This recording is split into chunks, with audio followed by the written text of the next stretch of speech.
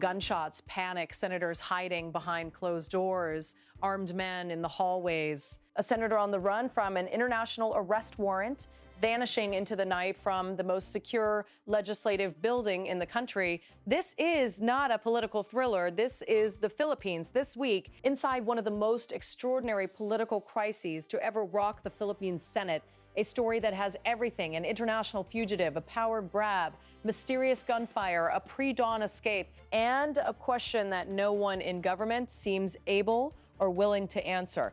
Where is Senator Ronald Bato Dela Rosa? To understand this week's chaos, you need to know who Bato Dela Rosa is and why the world wants him. Senator Ronald Bato Dela Rosa is a former national police chief, the tough-talking top enforcer of former President Rodrigo Duterte's sweeping crackdown on illegal drugs, which led to thousands of deaths across the Philippines. After Duterte won the 2016 presidential elections, he handpicked Dela Rosa to be national police chief. On his very first day, the police launched Project Double Barrel, a campaign aimed at the neutralization of illegal drug personalities nationwide, targeting high-value syndicate members and conducting village-level operations all at once. The ICC estimates that between 12,000 and 30,000 people were killed from 2016-2019 in the former president's war on drugs. Duterte himself was arrested in March of last year, flown to The Hague, and is currently detained there awaiting trial.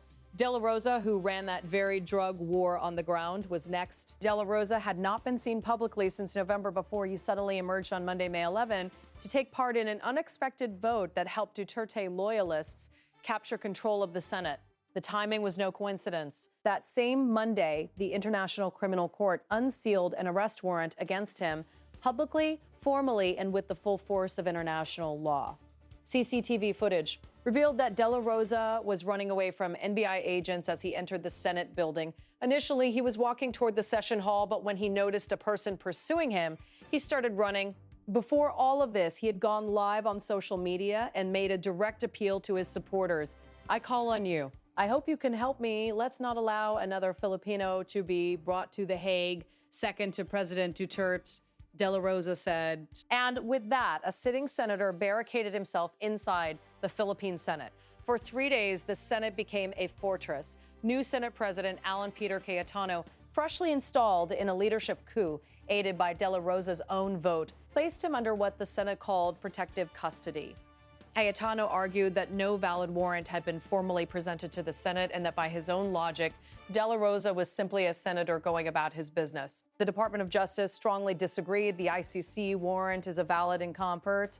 A armed document, and Dela Rosa himself went to the Supreme Court to try to stop local authorities from enforcing it. The Supreme Court denied his request. But inside the Senate, the standoff continued until Wednesday night changed everything. Then came May 13th, and things got very strange, very fast. Chaos ensued inside the Senate building as armed men attempted to enter the premises. The sound of several gunshots sent journalists fleeing for cover minutes after law enforcers with rifles and protective gear went up the stairs of the legislative building. Senate President Cayetano went live on Facebook almost immediately. This is the Senate of the Philippines. We're allegedly under attack. The sergeant at arms has confirmed that there is shooting here. Cayetano said, adding that senators had received tips 30 minutes earlier to leave the building. But here is where the story starts to fracture. The NBI denied they were inside the Senate. The Philippine National Police denied involvement. Even President Ferdinand Bongbong Marcos Jr. denied ordering any raid. No military soldier or NBI agent entered or left the Senate. We do not know who tried to enter, and because of that, there was a shooting. Marcos told reporters, urging the public to remain calm. So who fired the shots? Senate Sergeant at Arms Mau Aplaska admitted that his men fired the first shot, a warning shot. The NBI agents then replied with gunshots of their own. Cayetano said the OSAA fired 27 shots, while the other side fired 5. A man named Mel Oregon, described by NBI Director Melvin Matabag as not an official NBI employee, but a volunteer working as a driver for NBI agents, has been arrested in connection with the incident. And this is the question now rattling the entire country. Was the Senate shooting a false flag operation, manufactured chaos? designed to give Bato Dela Rosa cover to escape. That's the sentiment of our NBI agents. NBI Director Melvin Matibag said at a Malacanang G-Press briefing on Thursday. When asked about the speculation, Matibag said they considered the scenario plausible since Dela Rosa had been in hiding the past 6 months. He didn't stop there. They moved in based on assumptions that they would be attacked, Matibag said of Senate security, arguing that the sergeant at Arms could have simply called the NBI or GISIS to verify what was happening before a single shot was fired. And on who bears responsibility, he was direct. The first person who should be asked when it comes to responsibility is the Senate president, because they committed that Senator Bato Dela Rosa was under their protective custody, Matibag said. Cayetano fired back, calling the NBI chief a liar and demanding his suspension. Critics online were even more pointed.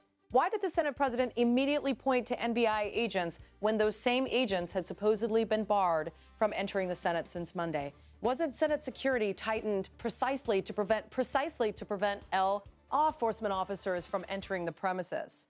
One commentator wrote, and that question spread like wildfire. Photos also surfaced of Cayetano, Interior Secretary John Vic Ramula, and Senator Robin Padilla smiling outside the building, even as the Senate was allegedly under attack. For many Filipinos, those smiles said everything. And while the debate raged and cameras rolled, Bato Dela Rosa was already gone. According to an official report obtained by GMA News, Dela Rosa left the Senate at 2:30 in the morning. He departed the facility on board an SUV driven by Senator Robin Padilla.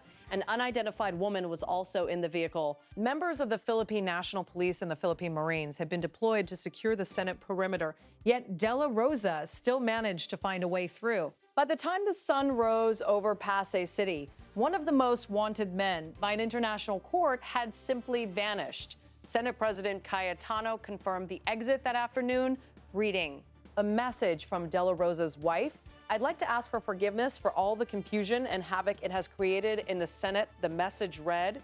Cayetano himself refused to call it an escape. In his view, Dela Rosa was always free to go. As of this broadcast, Senator Ronald Bato Dela Rosa's exact whereabouts are unknown.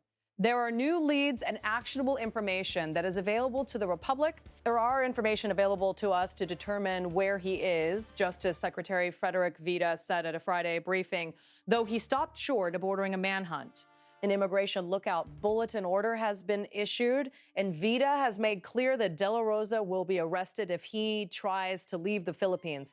NBI Director Matibag has named Senator Robin Padilla a person of interest in the sense that they should be the first to answer when we ask them, where is Senator Bato? The Ombudsman has suspended Senate Sergeant at Arms Mau Aplaska for 6 months without pay. The Ombudsman Jesus Crispin Ramula stating, we can't ignore something of this magnitude. CCTV footage from the night of the shooting has been ordered submitted to the Ombudsman amid allegations that it may have been hidden. As Dr. Jean Franco, a political science professor at the University of the Philippines, put it plainly, I worked in the Senate for 15 years, and I've never seen anything like this. And she was not alone in that assessment. The country now faces a constitutional crisis with no clean resolution in sight.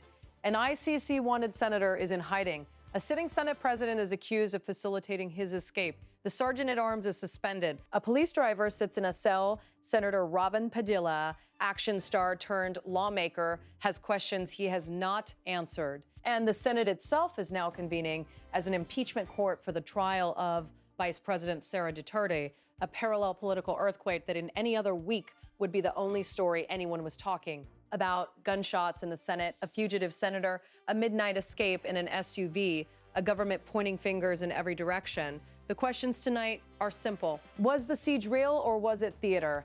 Who authorized the shooting and who authorized the silence afterward? And most urgently, where in the Philippines is Senator Ronald Bato Dela Rosa, and how long before justice, international or domestic, finally catches up with him? We will continue to follow this story as it develops.